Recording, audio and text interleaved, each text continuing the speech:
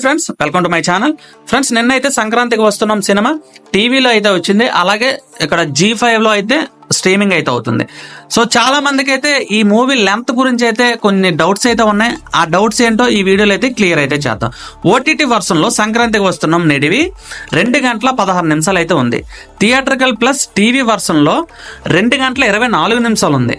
అంటే 8 నిమిషాలు కట్ అయిపోయిందేమో అనేసి ఫ్యాన్స్ అయితే కంగారు పడుతున్నారు. పాటలు పోలేదు, ఏ సీన్లు పోలేదు అనేసి చాలా మంది టెన్షన్ పడ్డారు. వాస్తవం ఏంటంటే అసలు ఎలాంటి కట్స్ లేవు. అయినా తేడా రావడానికి ఒక కారణం అయితే ఉంది. ఓటీటీలో స్ట్రీమింగ్ చేసిన version 24 FPS frame per second ఉంది, కానీ ఉండాల్సింది 25 FPS ఉంటే ఒక్క సెకండ్కు ఎంత కదలిక ఉండాలనేది సెట్ చేయడాన్ని FPS అంటారు. దానివల్ల మూమెంట్లో వ్యత్యాసం వచ్చి నిడివి మారిపోతుంది.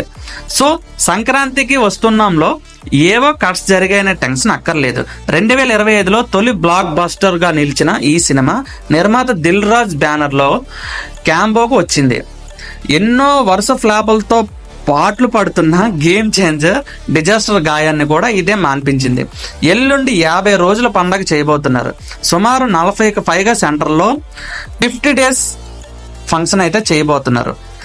ఒక ఫ్యామిలీ మూవీకి ఇంత రికార్డులు రావడం ఒక చిన్న విషయం అయితే కాదు. ఈ విజయం చూశాక వెంకటేష్ తన తదుపరి సినిమాలు ఎంపికలో మరింత జాగ్రత్తలో ఉంటాయని మనం ఆశిద్దాం. సో ఇక నుంచి వెంకటేష్ గారు చేయబోయే మూవీస్ అద్దరిపోవాలనేసి మనం అనుకుందాం. అలాగే అనిల్ రావుపూడి డైరెక్షన్ కాబట్టి అనిల్ రావుపూడి గురించి మీకు చెప్పాల్సిన అవసరమే లేదు. అలాగే దిల్ రాజు కోసం కూడా మీకు చెప్పాల్సిన అవసరమే లేదు. కొన్ని ఫ్లాప్స్ వస్తాయి, కొన్ని హిట్స్ వస్తాయి. ఫ్లాప్స్ వచ్చాయని ఆడకూడదు, హిట్స్ వచ్చాయని ఆనందపడకూడదు. సో మనం తగ్గుంటే అంత మంచిది అనమాట. సో ఫ్రెండ్స్, ఇది ఈ వీడియో మీకు నచ్చితే ఖచ్చితంగా లైక్ అయితే చేయండి, అలాగే సబ్స్క్రైబ్ కూడా చేయండి ఫ్రెండ్స్. కొత్తగా ఛానల్ పెట్టా, సో మీకు నచ్చితేనే లైక్ అయితే చేయండి.